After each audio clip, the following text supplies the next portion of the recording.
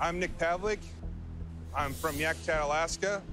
I'm a commercial CDL driver. I drive log truck and dump trucks. I'm also a commercial fisherman. I don't know what it was, but there is something crazy flying around over Yakutat. I have no idea what it was, but it scared the hell out of me.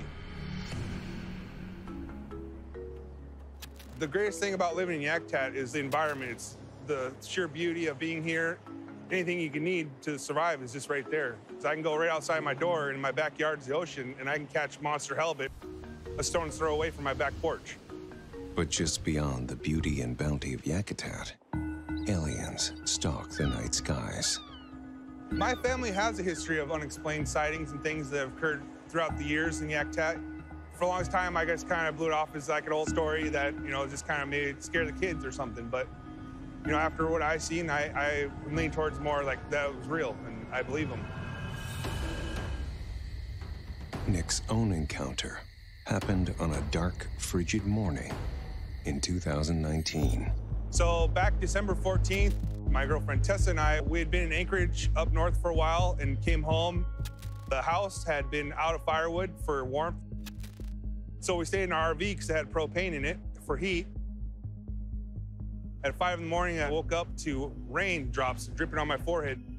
So I'd gotten up to see what was going on.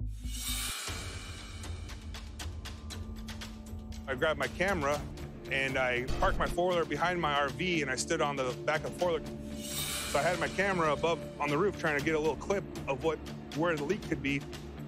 And then the back of my neck hair kind of stood up and I had like a cold chill going on my spine. Over the tree line was this weird blinking light, just blinking and moving like sporadically. So I went back inside and I woke up Tessa and I said, hey, you gotta come outside and check this out. There's something going on out here. My name is Tessa Marie Devereaux. I'm 27 years old and I'm an Alaskan chick. He came back in and got me, said there was something outside that he needed me to see. I was curious, so I ended up putting on my robe and slippers and I went outside. And it just kind of disappeared into the tree line at that point. And then all of a sudden there was something else and it was like way brighter. Even brighter and closer. And it's blinking and moving just crazy ways and changing colors and nothing like I've ever seen. At first I was kind of scared. It was scary enough for me to where I wanted to grab some protection, so I grabbed my bear gun and it kept it on me for the rest of the time and the rest of the morning. Because it kind of terrified me. I've never seen anything like it. I didn't know what it was about. Tessa, I believe, was scared as well, at first, but I think she was more excited than anything because not every day you get to see something you've never seen before, It made me feel like, I don't know, like it's so unexplainable.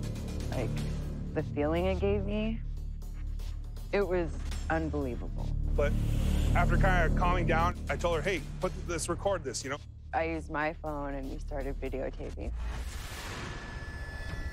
So we had both our phones standing side by side and I said, I'm keeping my arm, like this, just dead arm, strong arm on it, solid. It's coming up as like a little circle. A little teeny speck. But it's way bigger and brighter, yeah. There it is. What the are they, Nick? Whoa, it's moving so weird, Tessa. I had Tessa keep up with that. I said, you keep filming no matter what. Please keep recording no matter what, okay? I am not stopping. I'd say the movement was very sporadic. It'd cover, 5 miles in a single instant, just blinking and moving, like just weird, almost in a figure 8 kind of way. I knew it wasn't just some airplane or a drone or anything because things don't cover that much ground in that fast a time. I'm watching you, huh? And when I was filming it, I was like, I'm watching you, right? And it, like, right when I said that, it, like, flashed me a bright blue light. Whoa! What are you?